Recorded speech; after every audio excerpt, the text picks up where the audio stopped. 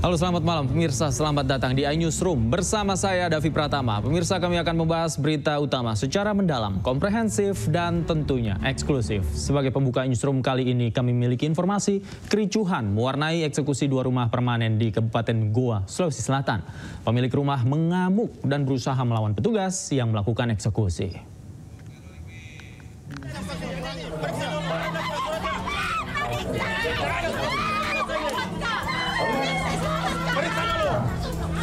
Periksa dulu di sebelah itu.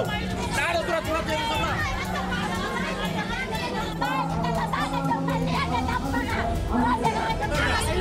Periksa dulu surat-surat itu. Ada nggak? Kericuhan ini terjadi saat jurusita Pengadilan Negeri Sungguh Minasa Kabupaten Goa melakukan eksekusi terhadap 2 rumah permanen di Kelurahan Limbung, Kabupaten Goa, Sulawesi Selatan. Pemilik rumah mengamuk menolak rumahnya dieksekusi. Tanah ini dia bersaudara. Kalau kita berpatokan dengan surat. Sengketa lahan antara penggugat ahli waris Husi Daeng Liwang melawan tergugat Tara Daeng Lurang dan Maria Daeng Taco dengan luas 9 area ini mulai berperkara di pengadilan sejak tahun 2000 lalu. Perkara ini bergulir sejak tahun 2000. Untuk perkara ini sendiri sudah bergulir di tingkat PN, tingkat PT, tingkat kasasi, dan tingkat PK. Meski terjadi kericuhan, jurusita tetap melakukan eksekusi terhadap 2 rumah semi permanen tersebut menggunakan alat berat. Keluarga hanya bisa menangis meratapi rumah mereka yang diratakan dengan tanah.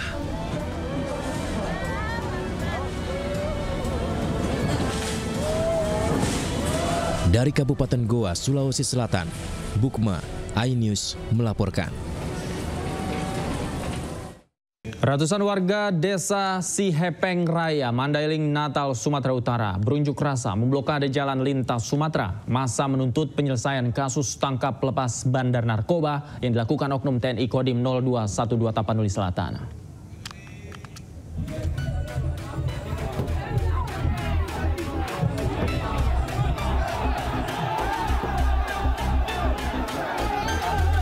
Kericuhan terjadi saat sejumlah personel kepolisian dari Polres Mandailing Natal yang mencoba membuka blokade jalan justru mendapat perlawanan.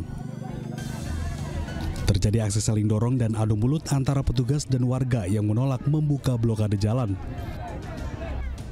Ratusan warga desa Sihepeng Raya yang berunjuk rasa mendesak aparat penegak hukum menyelesaikan masalah peredaran narkoba di lingkungan mereka yang kian merajalela. Warga kesal karena beberapa hari lalu seorang bandar sabu berinisial WN yang sempat ditangkap oknum Intel Kodim 0212 Tapanuli Selatan justru kini bebas berkeliaran. Warga menduga sang bandar telah menyuap oknum TNI agar bisa bebas. Berdasarkan sikap kami dan Dandim 0212 garing TS terhadap tangkap lepas pengedar narkoba. Akibat aksi pemblokiran jalan, ratusan kendaraan terjebak tak dapat melintas. Tujuan awal rekan-rekan kan berantas narkoba, kan itu tujuannya sama sama saya. Kalau menyampaikan aspirasi disampaikan, kita terima. Kemudian kita tidak lanjutnya. Setelah ini saya sudah buat seperti juga kok. Ini kita mau datangi. Mana yang katanya info? Yang info katanya orang tangkap, kita kan ke sana. Warga mengancam akan tetap menutup jalan kalau pelaku peredaran narkoba di wilayah mereka belum juga ditangkap. Dari Mandailing Natal, Ahmad Hussein Lubis, iNews melaporkan. Oknum TNI Angkatan Laut penembak bos rental di res area kilometer 45 Jakarta Merak menjalani sidang perdana di Pengadilan Militer 208. 2 dari 3 oknum TNI Angkatan Laut tersebut didakwa pembunuhan berencana.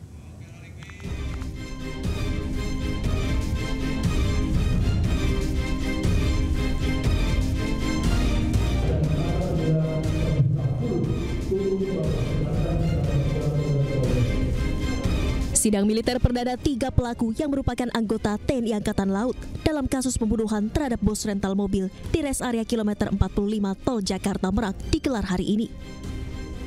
Sidang digelar di Pengadilan Militer 208 Jakarta Timur.